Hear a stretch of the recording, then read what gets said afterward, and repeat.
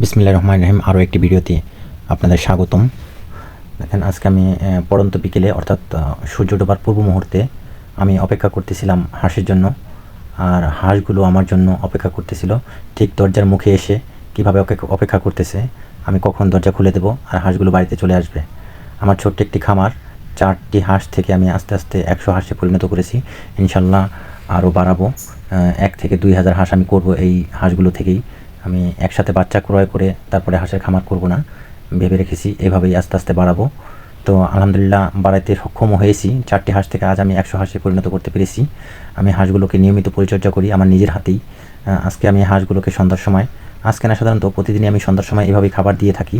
দেখেন কত সুন্দর মনোমুগ্ধকর পরিবেশ এবং কত সুন্দর দৃশ্য, কীভাবে খাচ্ছে লাইন বাই লাইন। আমরা যখন কোনো একটা দাওয়াতে বা অনুষ্ঠানে গিয়ে লাইনে লাইনে বসে যাই খাওয়ার জন্য, ঠিক ওরাও একইভাবে লাইন ধরে তারপরে খাচ্ছে। কত সুন্দর দেখাচ্ছে, আসলে দেখার মতো দৃশ্য। আমি জানি না অন্য কারো খামারে বা অন্য কোনো হাঁস এভাবে খাবার খায় কিনা। খুব সুন্দর লাইনে লাইনে লাইন ধরে তারপরে খাবার খায়।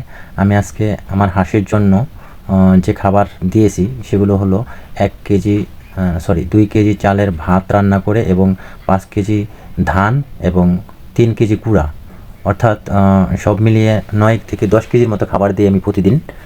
ভাতের মাড়, ভাত এবং ধান সহ কুড়া, এগুলো দিয়ে আমি খাবার পরিবেশন করি। যাই হোক, আপনারা আমার জন্য দোয়া করবেন এবং আমার খামারের জন্য দোয়া করবেন, যাতে করে খামারটি আমি ধীরে ধীরে আমার লক্ষ্যে পৌঁছাতে পারি।